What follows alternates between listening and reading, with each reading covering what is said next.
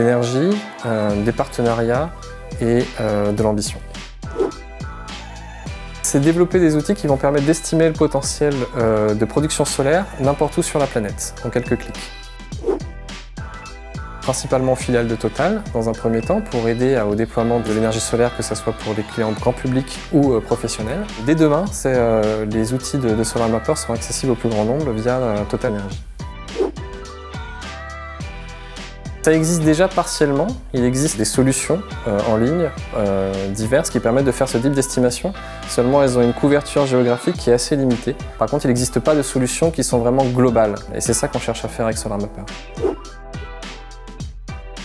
C'est Google qui fournit les images. Sur une géographie plus importante, on va utiliser les images fournies par l'Agence spatiale européenne, par l'ESA, via le réseau Copernicus. Chercheurs. Big Data. La donnée va être la source en fait des développements futurs, des solutions qu'on va construire notamment pour affronter le changement climatique. On va s'appuyer sur les données. Et par-dessus, on va utiliser l'intelligence artificielle. Mais la source de tout, ça va être les données.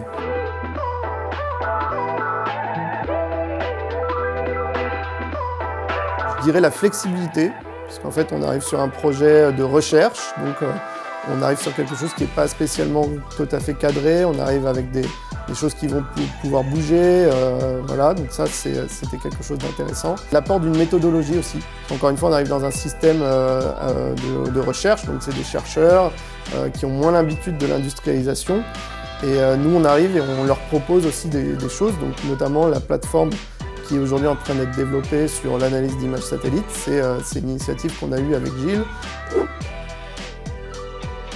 C'est un exemple de projet qui s'est extrêmement bien déroulé, donc je ne changerai pas grand-chose dans la façon dont ça a fonctionné.